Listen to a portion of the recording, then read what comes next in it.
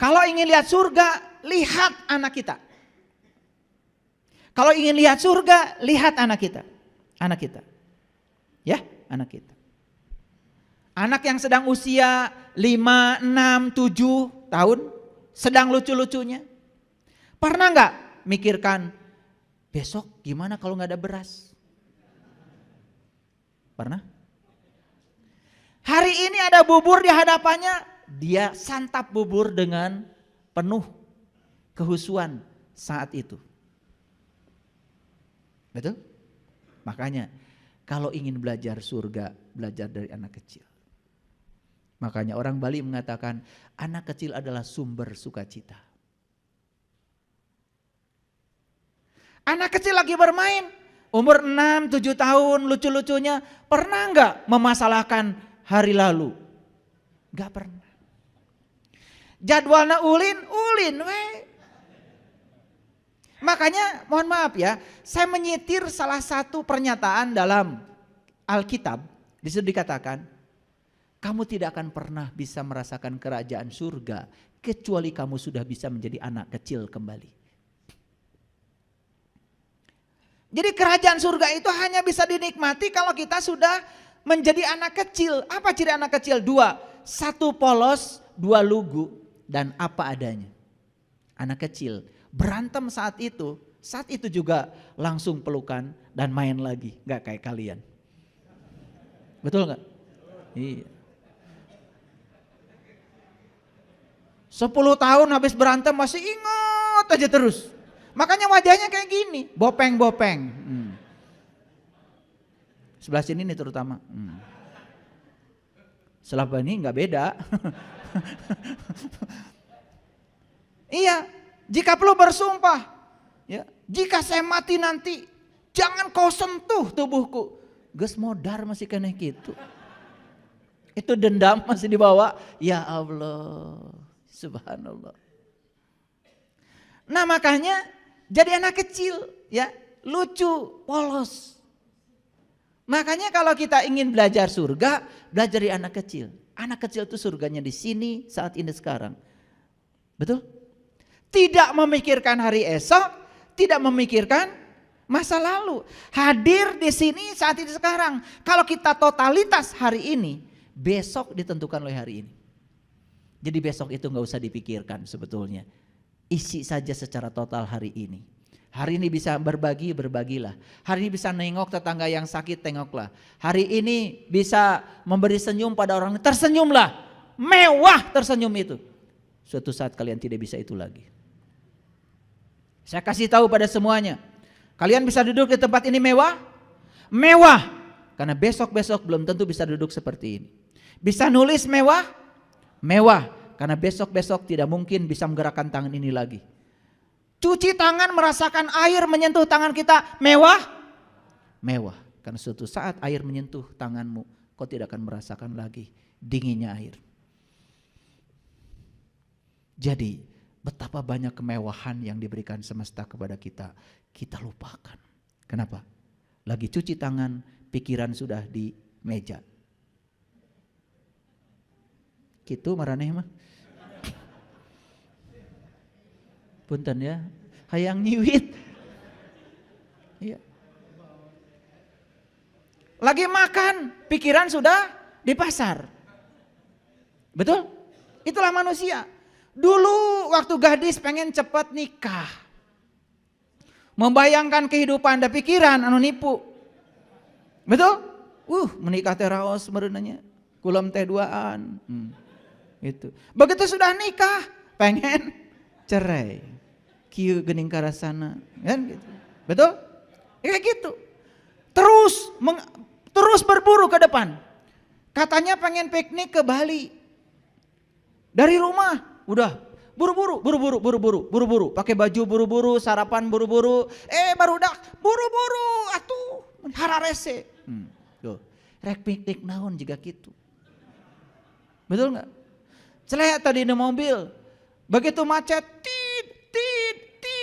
buru-buru, hayang buru-buru ke airport. Di airport teh hayang buru-buru naik pesawat. Geus naik pesawat, hayang buru-buru entep deui pesawat teh. Nepi TK Denpasar, hayang buru-buru naik bus. Naik bus teh hayang buru-buru ke hotel, di hotel hayang buru-buru ke Kutu, di Kutu hayang buru-buru ke Jimbaran, terus wah hayang buru-buru rek iraha piknik nari maneh.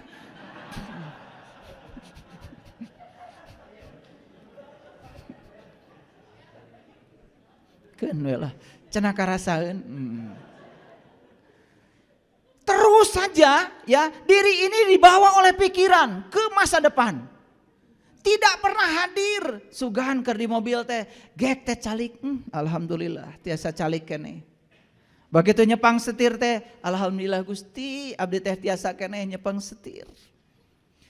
Hadir di situ saat itu, coba belajar hadir. Makanya kalau saya mau nyetir nggak buru-buru, jelek di mobil teh, alhamdulillah mewah sekali.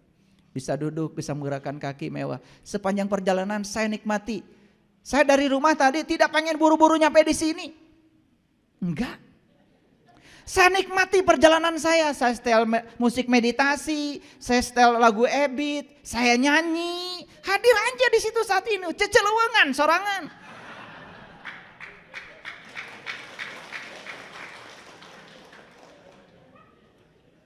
Da marane mah teu kitu. Rek ngaos cenah ti rumah ka dieu, mau belajar berserah diri di jalan. Nit. Galewang ka dieu, galewang ka dieu. Rek ka mana? Jadi semua kemewahan yang hadir di saat itu hampir tidak ternikmati. Betul? Itu sebabnya kita ini sering jadi diri palsu, mengizinkan diri kita dibawa oleh pikiran ke masa depan dan masa lalu, tidak pernah hadir di sini saat ini sekarang. Coba belajar berkunjung ke saat ini, hadir di sini saat ini sekarang. Di situ kita akan merasakan kedamaian yang luar biasa. Ini belum dikasih tahu rahasianya, belum. Ini baru ayatnya. Nah sekarang kita belajar. Jadi dari ayat ini Quran surat Al-Baqarah catat ayat 112. Mahal ini, mahal. Jadi ciri orang yang sudah berserah diri itu sudah tidak lagi takut, tidak lagi khawatir. Jadi berserah diri itu sebetulnya hadir di sini saat ini sekarang tanpa penilaian benar salah, tanpa penilaian baik buruk. Ini harus dipraktekkan. Coba, begitu ada kejadian apapun saat ini, jangan menilai. Terima semua yang terjadi apa adanya. Jangan dinilai. Begitu dinilai, kita akan memilih. Dan memilih itu mengambil yang kita sukai dan menendang jauh-jauh yang tidak kita sukai. Sepanjang hidupmu seperti itu, berarti kita masih melawan Allah. Sekarang pertanyaannya, adakah di semesta yang terjadi tanpa kehadirannya? Adakah di semesta yang terjadi tanpa kehendaknya? Kenapa kita selama ini masih mengambil ini dan menendang itu? Apa yang kita sukai kita ambil, kita cengkram. Apa yang kita tidak sukai kita jauh-jauh buang. Sepanjang hidupmu seperti itu, sepanjang itu pula kamu tidak akan pernah bahagia. Hadir di sini, saat ini, sekarang tanpa penilaian, tanpa penghakiman. Yakini semua yang terjadi karena ada kehadirannya. Itulah memahami kun fayakun. Kun fayakun, kehadirannya saja sudah cukup membuat sesuatu terjadi. Kalau dinilai oleh pikiran kita jadi benar salah, dinilai oleh pikiran kita jadi baik buruk, itulah pikiran. Padahal semua yang terjadi adalah kebenaran. Ketika kita bisa menerima kebenaran, itu yang namanya sabar. Jadi apa tuh kebenaran? Kebenaran adalah semua realitas hidup. Terima semua apa adanya, tanpa penilaian, tanpa penghakiman. Disitulah kita akan bisa berserah diri. Itulah muslim tuh itu. Kenapa kalian selama ini marah? Karena kalian menilai. Yang dinilai belum tentu kebenaran, hanya benar salah menurut versimu sendiri. Betul? Saya tanya, ketika anak nakal, pasti kita akan bilang salah. Ketika anak nurut pada kehendakmu, kalian bilang benar. Padahal anak itu sedang berusaha menjadi dirinya sendiri. Ketika anak nurut pada perintahmu, siapa tahu malah justru itu sedang melanggar jati dirinya. Karena dia sedang menjadi orang tuanya, tidak sedang menjadi dirinya. Tapi otak kita mengatakan itu benar, karena dia nurut. Makanya doanya juga sing nurut, sing nurut. Gitu kalian. Budak teh kudu jadi indung bapana. Kalau begitu menghalangi keinginan semesta. Siapa tahu ya anak ini calon presiden. Indung bapana tukang tempe. Piraku anak kudu jadi tukang tempe. Bukan merendahkan tukang tempe. Tukang tempe itu mulia. Karena nenek kakek saya juga tukang tempe.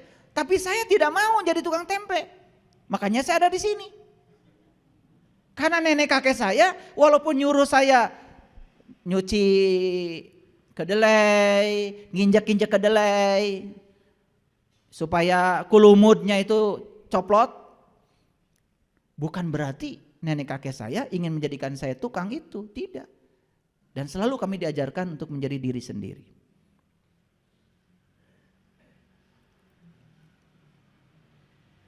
Jangan pernah paksa anak itu harus menjadi seperti kita.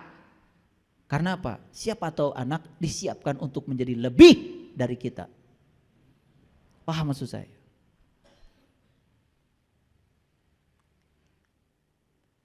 Jadi siapapun yang saat ini khawatir pasti sedang memikirkan hari esok. Dan siapapun yang saat ini sedih pasti sedang memikirkan masa lalu. Kalau hadir di sini saat ini sekarang, saat ini baik-baik saja sebetulnya, nggak ada apa-apa. Betul apa tidak? Oke. Nah, belum masuk. Ini referensinya agak banyak. Nah, makanya Nabi Ibrahim mencari Tuhan dulu kan? Mencari Tuhan, ketemu bintang, ketemu bulan, ketemu matahari. Itu yang luar biasa di Quran. Ketika ketemu bintang, beliau mengatakan, aku tidak suka yang tenggelam. Tapi ketika ketemu bulan, beliau mengatakan, kalau aku tidak mendapatkan petunjuk, niscaya aku termasuk orang yang tersesat. Begitu ketemu matahari yang lebih besar lagi, beliau mengatakan, aku terbebas dari apa yang kalian persekutukan. Jelas bukan bintang yang itu, bukan bulan yang itu, bukan matahari yang itu. Itu adalah pengalaman spiritual beliau ketika sedang meniti ke dalam diri. Pertanyaan saya, kapan kalian mau mengalami itu? Kapan? Kapan? Teka bita gitu? Iya. Setelah mengalami itu, baru beliau mengatakan, ini wajah tuh. Wajhialilladzi fataras samawati wal ar hanifan wa ma ana minal musyrikin. Memeh mengucapkan kalimat ieu teh Nabi Ibrahim mengalami dulu pengalaman spiritualnya. Ari maraneh kumaha? Jojolan ini wajah tu wajah iraha ngalamanana. Betul apa tidak? Jadi yang keluar dari mulut kita jadinya omong kosong. Tidak ada dampaknya, tidak membangun kesadaran. Makanya rakaat kalian banyak, tetapi gitu-gitu aja. Tetap ngewaan ka batur, dengkian ka batur, batur bahagia, kalah maneh anu sedih. Gitu.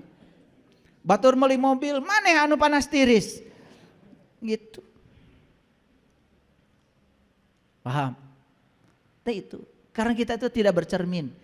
Kenapa ya rakaat salat saya udah banyak, tapi kok saya masih gini-gini aja. Hanya menyampaikan rasa bahagia aja pada orang sukses berat. Berat. Tak lamun aya berita batur teh cilaka, rezekina hancur. Da si eta mah gitu, resep pisan. Itu tanda bahwa kita ini belum menjadi siapa-siapa. Yuk kita lihat. Apa kata Nabi Ibrahim? Inni wajahtu wajhialilladzi fataras samawati wal ard hanifan wa ma ana minal musyrikin. Sesungguhnya aku hadapkan wajahku kepada Zat yang telah menciptakan langit dan bumi dengan kerendahan hati, dan aku bukanlah termasuk orang-orang yang mempersekutukan Tuhan. Jadi ketika kita sholat, kita ingat ini, ingat itu sudah termasuk menduakan Tuhan. Gara-gara apa? Gara-gara kita nggak tahu Tuhan.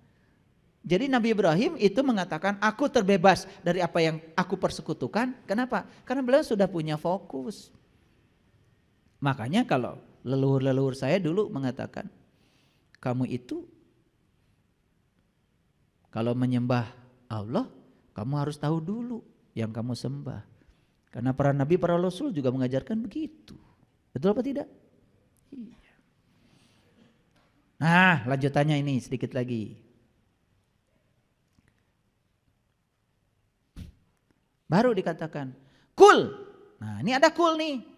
Jadi kul itu apa artinya? Katakanlah, siapa yang nyuruh? Allah. Nah, Allah itu kalau nyuruh sesuatu pasti sama orang yang sudah mengalami, merasakan. Kalian aja nyuruh ke anak misalnya, sok atuh dongengkeun piknik kamari teh kumaha. Berarti anaknya sudah piknik. Kolot jiga naon. Sok jang caritakeun piknik teh kumaha. Apan kamari ulah cenah piknikna oge. Dicare kumaha jeung ku bapa. Ari ayeuna di tetangga daong piknik. Saha nu teh hideungna. Ini saya sedang ngasih pelajaran penting buat kalian. Kenapa di Quran ada kata kul, kul, kul, kul. Kul itu Allah menyuruh kita menceritakan apa yang kita alami. Lain anu diapalkeun. Coba di kalimat ini ada kul. Inna sholati. Kul wa nusuki. Kul wa mahyaya. Kul wa mamati. Jadi ini perintah buat semua orang atau untuk orang-orang tertentu saja? Hah? Semua? Pirakun atau piknik disuruh ngomong? Kamarana ieu teh tadi saya udah ngeceblek teh teu ngalarti keneh wae. Teu piknik disuruh ngomong, kolot jiga naon nu kitu. Perhatikan, kul itu hanya untuk orang yang sudah mengalami. Saya tanya, betul enggak sholatmu itu untuk Allah? Katanya buat pahala. Katanya pengen dapat surga. Katanya takut neraka. Itu Tuhanmu.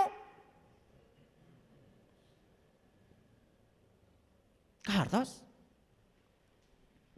Sok, rek seuri deui.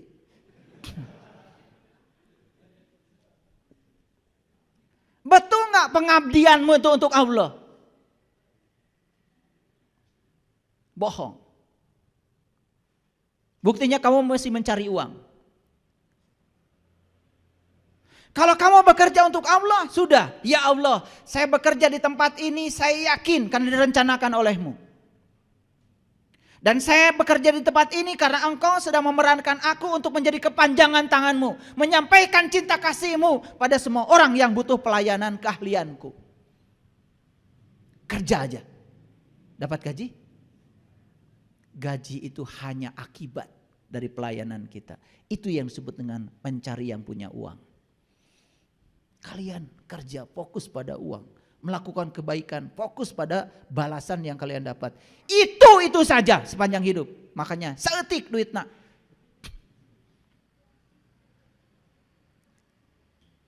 Hutang loba. Saya ngelihat ke sini karena yang sini kayaknya rada loba hutangnya.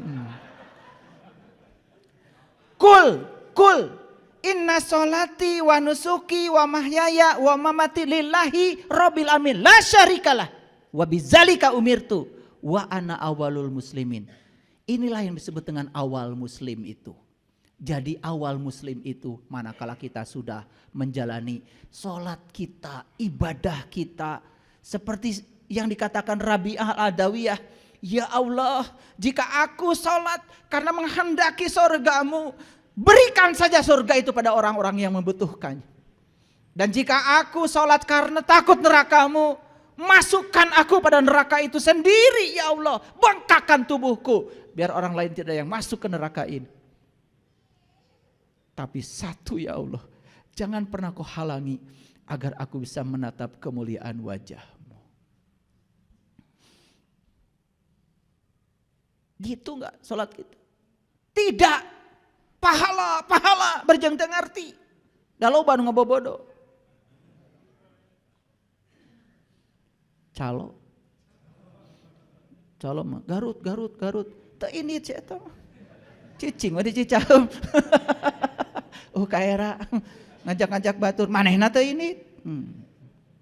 Jadi kita ini mulai sekarang itu harus bisa menyampaikan pada siapapun yang kita alami, yang kita rasakan.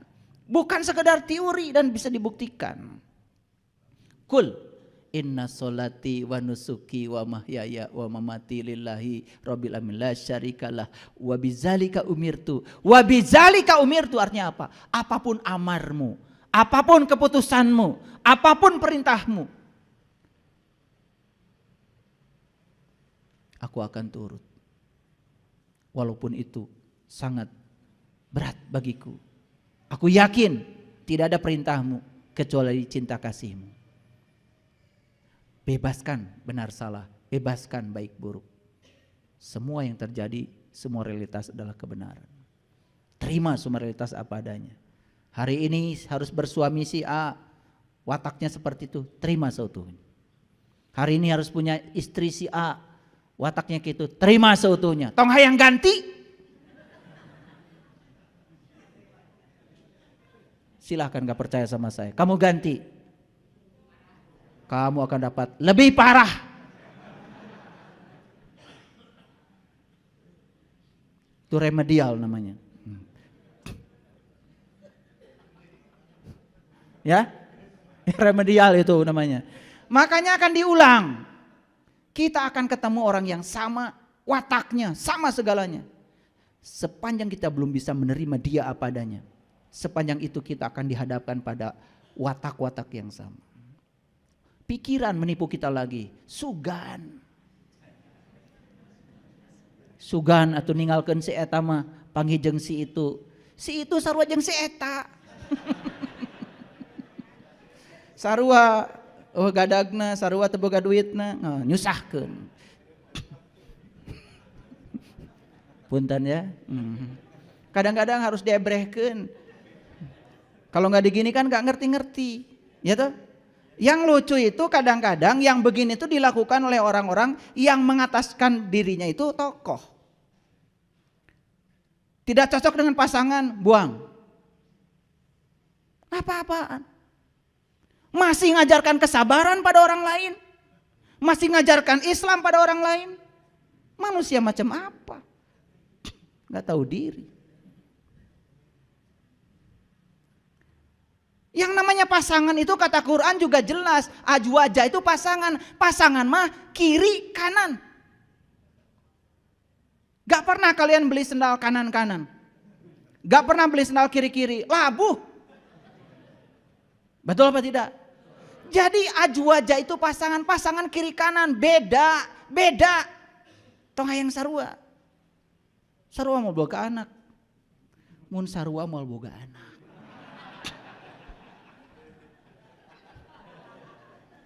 Sugan kaartieun. Betul apa tidak? Iya. Jenis kelaminnya berbeda, secara fisiologi berbeda, cara berpikir berbeda, pendidikan berbeda, dibesarkan di keluarga yang berbeda, sukunya berbeda, adat istiadat berbeda. Ari maneh hayang sarua. Melanggar hukum alam. Tong hayang kawin atuh. Jadi nikah itu adalah latihan menerima dan menghargai perbedaan. Karena kita memang beda. Disekasurkan ku Allah teh supaya diajar menerima dan menghargai bahwa kamu beda. Itu yang akan menumbuhkan kedewasaan. Begitu beda, ganti. Beda deui, ganti. Aduh. Meni babari. Dasar si eta. Ini yang disebut dengan muslim. Muslim itu sudah berserah diri, menerima semua realitas apa adanya. Lihat saya semuanya. Jangan menilai baik buruk. Semua yang terjadi adalah kebenaran. Kekurangan pasangan kita, cara kita untuk dilatih menyempurnakannya. Ketidaksabaran pasangan kita supaya kita belajar sabar. Dan belajar sabar baru sukses sama orang yang tidak sabar. Gak akan bisa belajar sabar sama orang sabar, gak bisa. Harus sama orang yang tidak sabar. Kahartos ente? Cing malikir atuh. Kita tidak akan pernah bisa belajar diam sama orang yang diam. Kita hanya akan bisa belajar diam sama yang cerewet. Coba. Jadi kalau pasangan mau cerewet, terima, ya Allah. Berarti saya disuruh banyak belajar diam. Dah tiap rek ngomong, si eta deui nu ngomong. Behak waktu. Ngerti maksud saya?